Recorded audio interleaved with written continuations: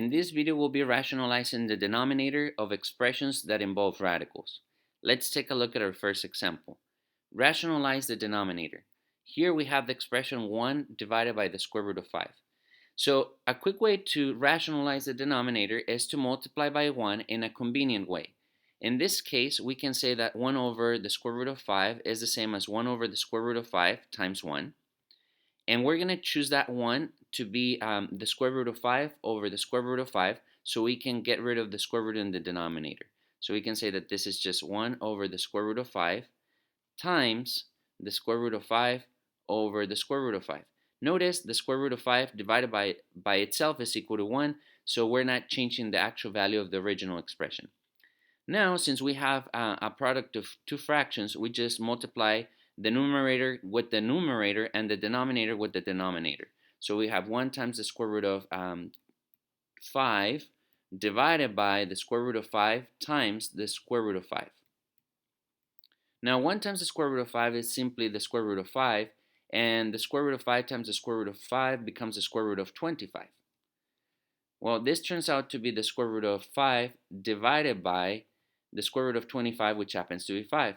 And notice that the denominator is now a rational number, so we're done with that particular equivalent expression. So we can say, therefore, 1 over the square root of 5, it's equivalent to the square root of 5 divided by 5, but this is already once we have rationalized the denominator.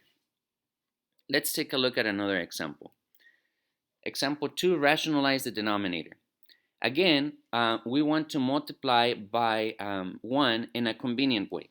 So in this case, we're going to say that this is the same as 2 over the square root of 7 minus the square root of 3 times 1. Now, this time I'm going to multiply by an expression of the form square root of 7 plus, which is the opposite of this symbol, the square root of 3. If I were to have a plus here, then I would multiply by an expression that would have a minus instead.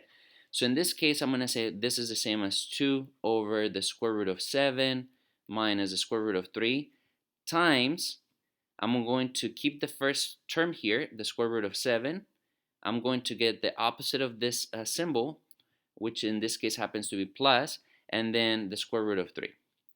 And since I want this to be a 1, I'm going to multiply by the square root of 7 plus square root of 3 on the numerator as well.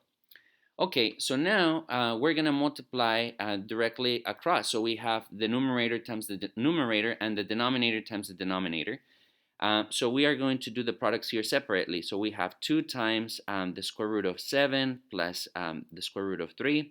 I'm going to apply the distributive property here. So notice that that's going to become 2 square root of 7 plus 2 square root of 3. So let me leave this on the side over here. And this is going to be equal to 2 square root of 7 plus 2 square root of 3 on the numerator.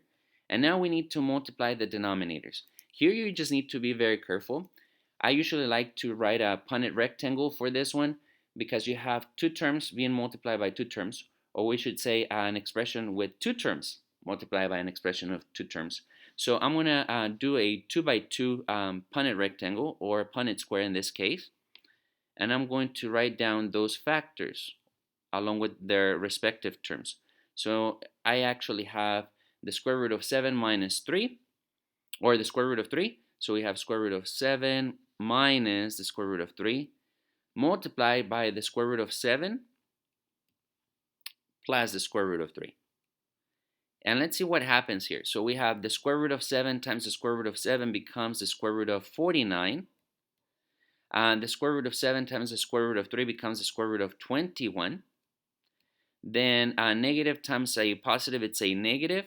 And the square root of 3 times the square root of 7 becomes the square root of 21.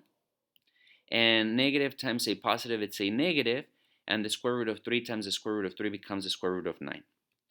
Okay, so let's write down what this product is equal to. So this is equal to the square root of 49 plus the square root of 21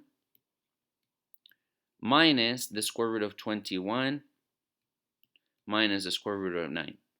Now, notice that the square root of 21 cancels with the negative square root of 21, so we can cross those out because that's 0. Now, the square root of 49 is 7, and then we have a minus the square root of 9, but the square root of 9 is 3, so we have 7 minus 3, which happens to be 4. So that's the actual denominator here. Therefore, we can actually conclude the following. We can say that the expression 2 divided by the square root of 7 minus the square root of 3 is equal to the expression 2 square root of 7 plus 2 square root of 3 over 4 once we have rationalized the denominator. So that's how we rationalize the denominator of expressions that involve radicals in the denominator. Thank you for watching and have a wonderful day.